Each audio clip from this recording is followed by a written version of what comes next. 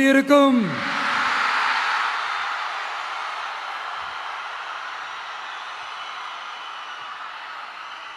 தமிழக மக்கள் உங்கள் அனைவருக்கும் என்னுடைய வணக்கமும் என்னுடைய நன்றிகளும்.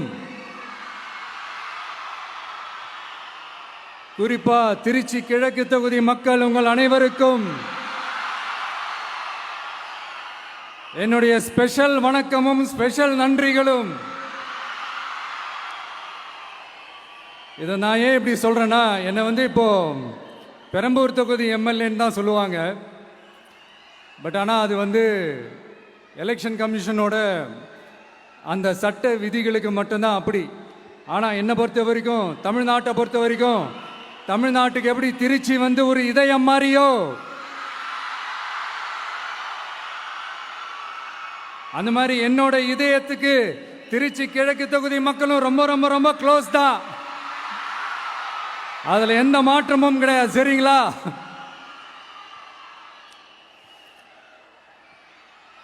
ஆட்சிக்கு சில வாரங்கள் கூட ஆகல. 6 மாசம் அமைதியா இருப்போம்னு சொன்னவங்களாம் 6 நாள் கூட அமைதியா இருக்க முடியல. ஆட்சிக்கு அரை மணி நேரத்திலே ஆரம்பிச்சிட்டாங்க. பாவம், ஒரு கல்யாண வீட்டிலலாம் போய் புலம்பிட்டு இருக்காங்க. நான் சொன்னதெல்லாம் நடக்குதா? 1 by 1 எல்லா புலம்பல்ஸும். அது மாதிரி இத்தனை வருஷமா மாத்தி மாத்தி உங்களை ஏமாத்திக்கிட்டு இருந்த இந்த 2 பேரையும் வேண்டாம்னு சொல்லி ஒதுக்கிட்டு உங்களுக்காக உண்மையா உழைக்க வந்த உங்க விஜய, உங்க அண்ணனை, உங்க தம்பிய முதல் அமைச்சரா இல்ல முதல் சேவகனா ஆக்கியிருக்கிறீங்க. தலை வணங்கி ஒட்டுமொத்த தமிழக மக்களுக்கும் இந்த நேரத்தில் என்னுடைய நன்றியை தெரிவிச்சுக்கிறேன். இந்த நேரத்தில் எங்களுக்கு ஆதரவு தெரிவிச்ச அத்தனை இயக்கங்களுக்கும், அத்தனை இயக்கத்தின் தலைவர்களுக்கும் மீண்டும் என்னுடைய நன்றியை தெரிவிச்சுக்கிறேன்.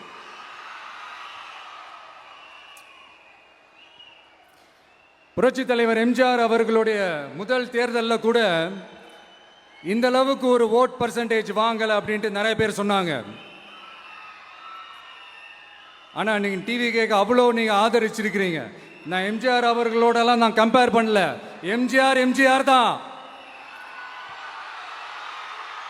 ஆனா நாம பெரியார், அண்ணா, எம்ஜிஆர் அவர்கள் வழியில ஒரு அன்பா உழைக்க வந்த உங்க விஜய், அவ்வளவுதான். 1977 நீங்க போடாத ஓட்ட 2026 நீங்க போட்டிருக்கிறீங்க.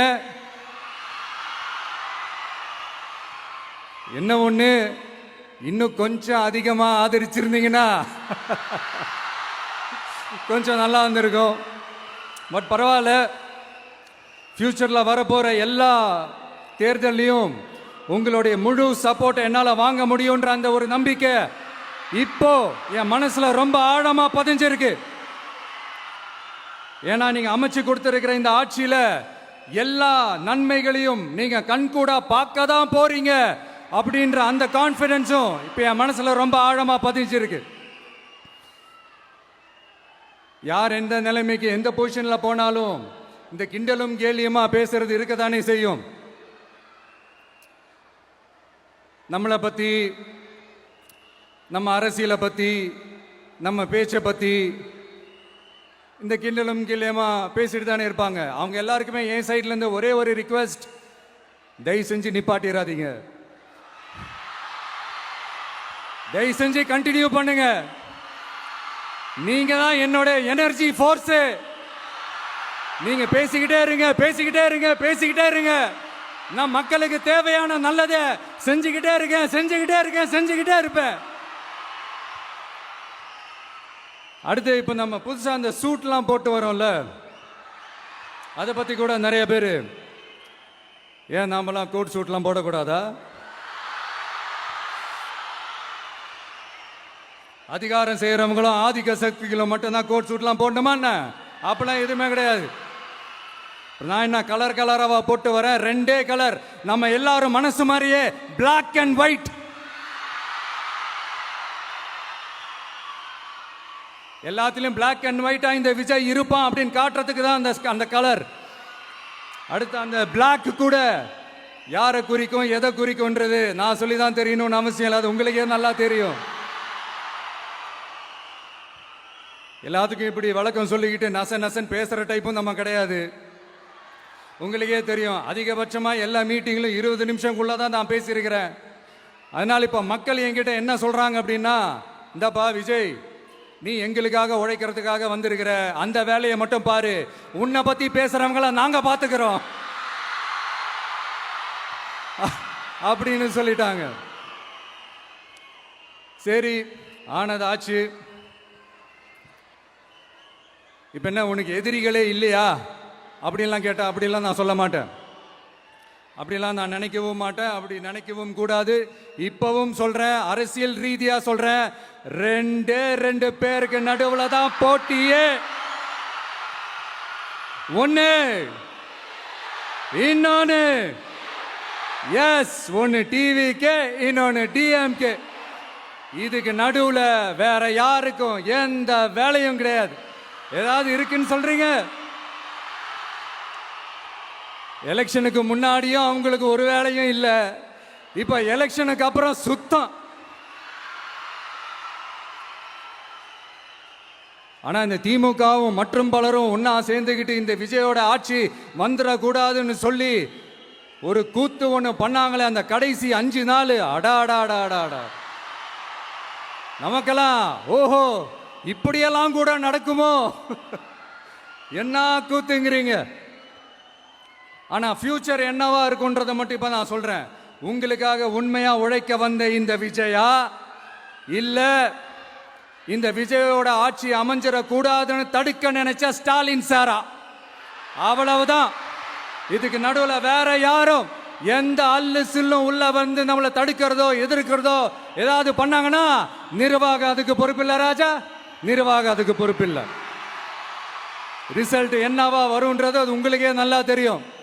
நம்மளை ஏளனமா பேசுறதா நினைச்சு அவங்களுக்கு ஆப்பு வச்சுக்கிறாங்க. திமுக நம்மளை தடுக்க, திமுக நம்மளை எதிர்க்க, திமுக நம்மளை அவமானப்படுத்த அத்தனையும் நமக்கு நன்மையே.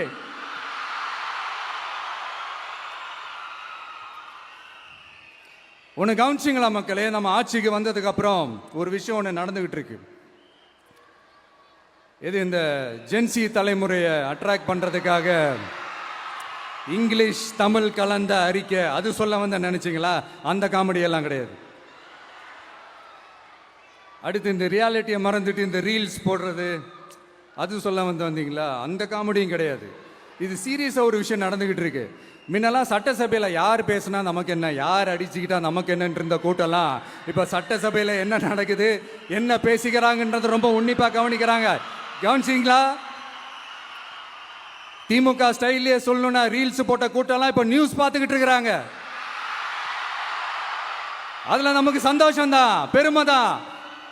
நம்மளுடைய யங்ஸ்டர்ஸ், நம்ம பெண்கள் எல்லாம் அந்த அரசியல் என்னன்னு தெரிஞ்சுக்கணும், அந்த அரசியல் என்னன்னு புரிஞ்சுக்கணும்னு அப்படி ஒரு விழிப்புணர்வு ஏற்பட்டிருக்கு. அதுல எங்களுக்கு சந்தோஷம் தான். இதெல்லாம் யாரால நடந்திருக்கின்றது நான் சொல்லிதான் உங்களுக்கு தெரியணும்னு அவசியம் இல்லை, அது உங்களுக்கே நல்லா தெரியும். இப்படிப்பட்ட நம்ம தெய்வங்களை, இப்படிப்பட்ட நம்ம மக்களை தற்குறின்றது இன்னமும் சொல்லிக்கிட்டு இருக்கிறாங்க. நான் காஞ்சிபுரத்தில் சொன்னதை தான் இங்க நான் திரும்பவும் ரிப்பீட் பண்றேன். நீங்க தற்குறின்னு சொன்னீங்களே, அவங்க தான் உங்களோட அரசியல் வாழ்க்கையே ஒரு கேள்விக்குறி ஆக்கி இருக்கிறாங்க.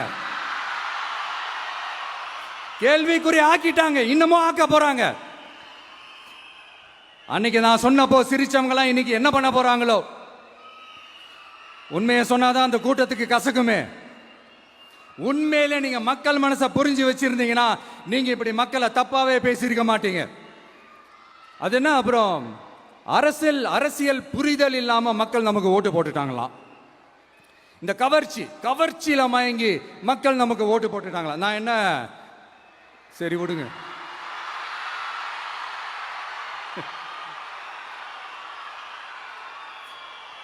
மக்கள் அவங்களுக்கு ஓட்டு போட்டா அந்த மக்கள் நல்லவங்களாம், அதே மக்கள் நமக்கு ஓட்டு போட்டா அந்த மக்கள் கெட்டவங்களா, தற்குறியா. இதே மக்கள் தான் இத்தனை வருஷமா அவங்களுக்கு ஓட்டு போட்டுட்டு இருந்தாங்க. உங்களுக்கு மட்டும் என்ன, வேற ஏதாவது பிளானட்ல இருந்து குதிச்சு ஓட்டு போட்டு போனாங்களா? தற்கொரியாமா, தற்கொரி நல்லா வருது, வேணான்னு பாக்குறேன். எங்க அண்ணன் விஜயகாந்த் அண்ணன் சொல்ற மாதிரி, அண்ணா அவர்கள் ஆரம்பிச்ச கட்சியை ஒரு அடிமை கூடாரமா ஆக்குனது யாருங்க சார்? இப்படியெல்லாம் ஆக்கிட்டு உண்மையை சொல்லு உடன்பிறப்பேவா. உங்களோட அந்த உண்மையான உடன்பிறப்புக்கெல்லாம் என்ன சொல்றாங்க தெரியுமா சார்? திமுக இப்படி ஆனதுக்கு காரணம், அந்த காரணத்தை வெளியிலலாம் போய் தேடாதீங்க, உங்க குடும்பத்துக்குள்ளேயே கேளுங்கிறாங்க. உங்களுக்காக மாடா உழைச்சி தேஞ்சு போய் கிடக்கிறோம்.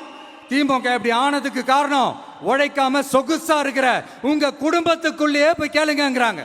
ஒவ்வொரு திமுக தொண்டனும் அதை சொல்றாங்க. அதை புரிஞ்சிக்காம நம்மளையும் நம்ம மக்களையும் தப்பா பேசிக்கிட்டு, நீங்க மக்களை தப்பா பேசுனீங்கன்னா இந்த விஜய் வந்து கேள்வி கேட்பான், சும்மா இருக்க மாட்டான். இந்த விஜயும் தமிழ்நாட்டு மக்களும் வேறு வேறு இல்லை. இந்த விஜய் தான் தமிழ்நாட்டு மக்களோட ஒரு உண்மையான ஒரே பிரதிநிதி. இது இன்னைக்கும் சரி, நாளைக்கும் சரி, நாளன்னைக்கும் சரி, இதுதான் நிஜம். மறுபடியும் சொல்றேன், நமக்கும் மக்களுக்கும் இடையே இருக்கிற இந்த பூர்வ ஜென்ம பந்தத்தை, அந்த உறவை ஏதோ இந்த சதிகள் சூழ்ச்சிகள் பண்ணி யாராலையும் எதுவும் கெடுக்கவே முடியாது. கெடுக்க ட்ரை பண்ணீங்க நம்ம ஆட்சிக்கெல்லாம் வரதுக்கு முன்னாடி. என்ன சதிகள், என்ன சூழ்ச்சிகள், என்னென்னலாம் பண்ணி எப்படி எப்படியெல்லாம் தடுத்துடலான்னு. ஆனா இப்ப ஆட்சிக்கு வந்த இந்த சாமானிய மக்கள் ஆட்சியை நீங்க இந்த எதிர்கட்சியா இருக்கும் போது ஒன்று யூஸ் பண்ணுவீங்கல்ல, இந்த அறத பழைய டெக்னிக்கு, அதெல்லாம் யூஸ் பண்ணி நம்மளையும் மக்களையும் பிரிச்சலாம்னு நினைச்சீங்கன்னா அது ஒரு காலம் நடக்காது. மக்கள்லாம் ரொம்ப தெளிவாயிட்டாங்க சார், ரொம்ப தெளிவாயிட்டாங்க. அதனால ஒரு ஆக்கப்பூர்வமான ஒரு எதிர்கட்சியா செயல்பட்டு மக்கள் மனசை வெல்ல பாருங்க. இந்த கடைசி லாஸ்ட் 1 மந்தா நடந்த ஒரு சில விஷயங்கள் உங்ககிட்ட நான் ஷேர் பண்ணணும்னு ஆசைப்படுறேன். இந்த 200 யூனிட் மின்சாரம், கட்டணமில்லா மின்சாரம் அறிவிச்சோம். அதில் ஆல்ரெடி இருந்த 100 யூனிட் திமுக கொடுத்தது கிடையாது. மேடம் ஜெயலலிதா மேடம் இருந்தப்போ செஞ்சுட்டு போனது. ஸ்டாலின் சார் பதவி போன அந்த கடுப்புல அறிக்கையா விட்டு தள்ளிக்கிட்டு இருக்கிறாரு. என்ன பண்ணீங்க உங்களுடைய ஆட்சியில? மக்கள் பணத்தை, டாஸ்மாக்ல இருந்து அடிச்ச அந்த பணத்தை, ஊழல் செஞ்ச அந்த ஃபைல க்ளோஸ் பண்றதுக்கு அலையா அலைஞ்சிங்க. ஆனா இந்த விஜய் மக்களுக்கு தொந்தரவா இருக்கிற அதே டாஸ்மாக க்ளோஸ் பண்ணா. விவசாயிகளோட அந்த கடனை தள்ளுபடி மேக்சிமம் இந்த 1 மந்த்ல என்ன செய்ய முடியுமோ அதை செஞ்சான். நீங்க தான் அந்த நிதி சம்பந்தமா இருக்கிற எல்லா கேட்டையும் லாக் பண்ணி வச்சுட்டு போயிருக்கிறீங்க. அதை சரி செய்ய வேணாமா? அதை ஒழுங்குபடுத்த வேணாமா? அதனால மறுபடியும் சொல்றேன், இந்த விஜய் பொய் சொல்லி ஏமாத்துறதுக்காகலாம் அரசியலுக்கு வரல. உங்க கூடவே நிக்கிறதுக்காக மட்டும்தான் அரசியலுக்கு வந்திருக்கிறேன். அதுல எந்த மாற்று கருத்துமே கிடையாது. கவலையப்படாதீங்க விவசாய பெருமக்களே. அடுத்து இந்த சட்டம் ஒழுங்கு, அது சரியில்லை இது சரியில்லைன்னு சொல்லி திமுகவும் மற்றும் பலரும் மாறி மாறி கூவுறீங்க. நான் ஒன்று கேட்குறேன், இந்த மாடல் அரசுன்னு சொல்றீங்களே, அதில் என்ன செஞ்சு வச்சுட்டு போயிருக்கீங்க? ஒரு ஊர் விடாம, ஒரு தெரு விடாம போதை பொருள் கலாச்சாரம் அப்படியே ஸ்ப்ரெட் ஆகி கொட்டி கிடக்குது. அது அப்பவே இனிஷியல் ஸ்டேஜ் அதை நீங்க கண்ட்ரோல் பண்ணியிருந்தீங்கன்னா இத்தனை பெண் குழந்தைகளை, இத்தனை பெண்களை இழக்க வேண்டிய ஒரு சூழ்நிலை ஏற்பட்டிருக்குமா? எல்லாத்தையும் பண்ணிட்டு பழிய தூக்கி ஏன் மேல போடுறாங்க. நீங்க என்ன பழி நம்ம மேல போட்டாலும் மக்கள் நிம்மதியா வாழக்கூடிய அந்த செயலை கண்டிப்பா இந்த விஜய் செஞ்சு தான் காட்டுவான்.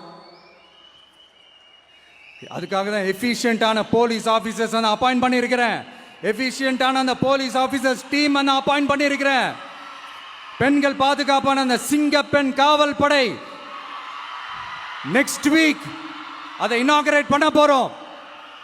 தப்பு செஞ்சவங்களுக்கான தண்டனை, அதுக்கான சார்ஜ் ஷீட் எல்லாமே ரொம்ப ஃபாஸ்டா, ரொம்ப ஸ்பீடா செய்யறதுக்கான அந்த வேலையை செய்ய சொல்லி இருக்கிறோம். கோர்ட்ல கூட தப்பு செஞ்சவங்களுக்கான அந்த கடுமையான தண்டனை வாங்கி கொடுக்கறதுக்கான அந்த வேலையையும் ரொம்ப சீக்கிரமா செய்ய சொல்லி இருக்கிறோம். அதனால நீங்க என்ன பழி நம்ம மேல போட்டாலும் உண்மையா உறுதியா மக்களுக்கு தேவையான எல்லா விஷயங்களையும் இந்த விஜய் செஞ்சு தான் காட்டுவான். இப்படியெல்லாம் நம்ம சொல்றதுனால இவங்க என்ன சொல்லுவாங்க தெரியுமா?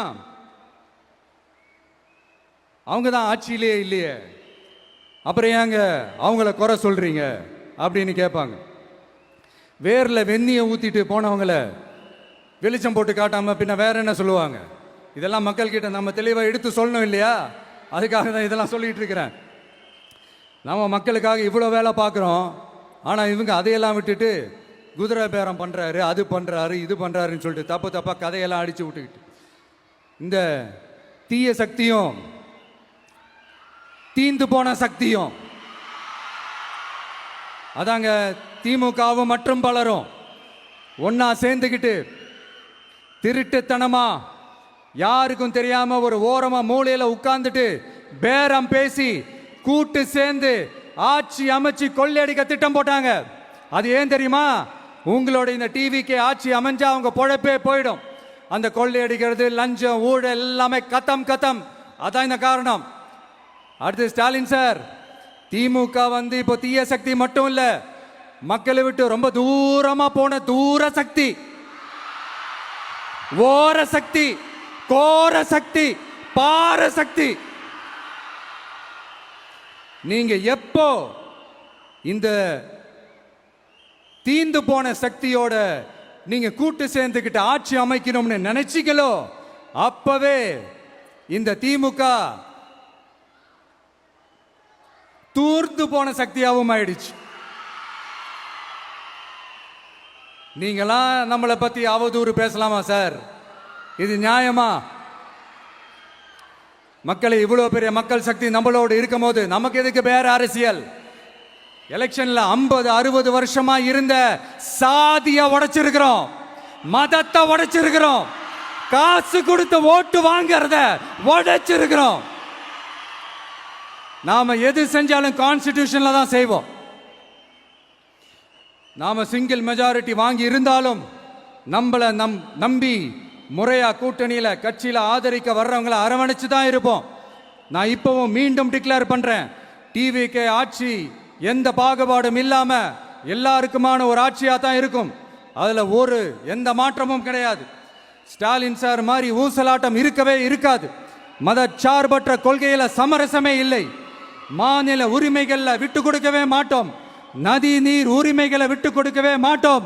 சமூக நீதி, சம நீதிய, சமத்துவ நீதிய ஒரு நாளும் விட்டு கொடுக்கவே மாட்டோம். அதனால திருச்சி கிழக்கு தொகுதி மக்களே, தமிழ்நாட்டில் இருக்கிற 234 தொகுதியும் நம்ம தொகுதி தான். அதுல எந்த கட்சி ஜெயிச்சிருந்தாலும் அது நம்ம தொகுதி தான். பெரம்பூரா இருக்கட்டும், திருச்சி கிழக்கா இருக்கட்டும், எனக்கு 2 கண்கள் மாதிரி. அதுலயும் திருச்சி கிழக்கு என் செல்ல புள்ள மாதிரி. அதனால வரப்போற இடைத்தேர்தல்ல உங்க வீட்டில் இருக்கிற ஒருத்தரை, உங்கள ஒருத்தரை தான் வேட்பாளராக நிக்க வைக்க போறோம். நீங்க எப்படி இந்த விஜய்க்கு ஆதரவு கொடுத்து ஓட்டு போட்டு ஜெயிக்க வச்சீங்களோ அதே மாதிரி வரப்போற இடைத்தேர்தல்ல உங்களுடைய அந்த வேட்பாளரையும் ஜெயிக்க வைப்பீங்கன்ற அந்த ஒரு நம்பிக்கை நான் முழுமையாக தான் நம்புறேன். உங்களுக்காக உழைக்க வந்திருக்கிறேன். உங்களுக்காக எல்லா விஷயத்தையும் நான் பார்த்து செய்வேன். ஊழல் இல்லாத, லஞ்சம் இல்லாத ஒரு ஆட்சியை நான் கொடுப்பேன். I understand. ஒரே நாள் அது நடக்காததான், மேஜிக் இல்லை. பட் ஒரு நாள் அதை நான் நடக்க வைப்பேன். எனக்கு இப்ப வேற எந்த வேலையும் இல்லை உங்களுக்காக உழைக்கிறத தவிர.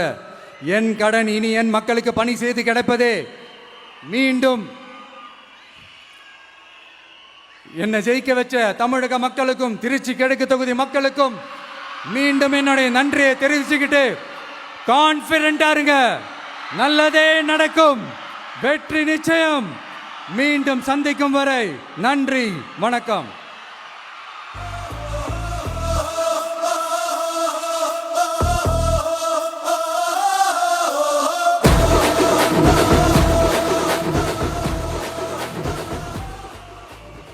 பணநாயகத்தை உடைத்த எங்கள் ஜனநாயகம் தமிழ்நாடு புது வரலாற்றை உருவாக்கிய மாண்புமிகு முதலமைச்சர் அவர்களுக்கு பரிசு வழங்கி சிறப்பு செய்வதற்காக மூத்த அரசியல் தலைவர் மதிப்பிற்குரிய திரு வெல்லமண்டி நடராஜன் அவர்களை அரங்கம் நிறைந்த கரவொலியோடு அன்போடு அழைக்கிறோம்.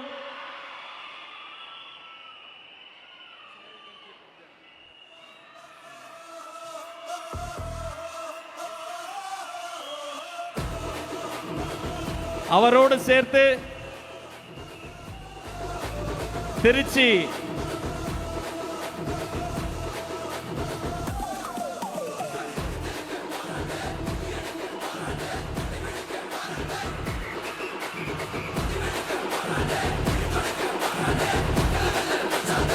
வெற்றி தலைவர் அவர்களுக்கு செங்கோலை பரிசாக வழங்குகிறார் அண்ணன் அவர்கள்.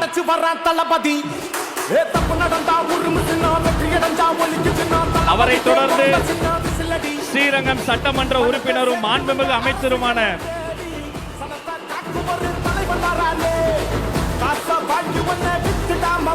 அன்பு சகோதரர் திரு ரமேஷ் அவர்கள்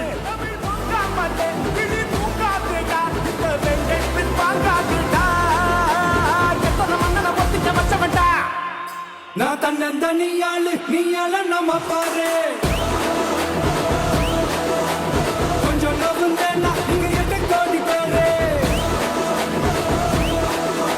மலைக்கோட்டை மாநகரும் ஸ்ரீரங்கத்து கோபுரமும் ஒன்றாக காட்சி தரும் அந்த ஓவியத்தை பரிசாக வழங்குகிறார்.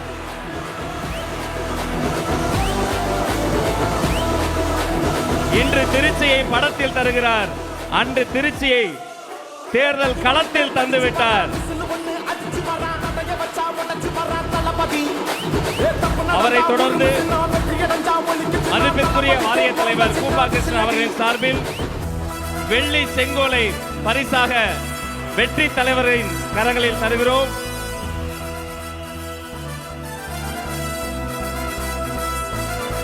நம்மிடமிருந்து விடைபெறுகிறார் மாண்புமிகு தமிழ்நாடு முதலமைச்சர் அண்ணன் C. Joseph Vijay. Thank you so much sir. நன்றி.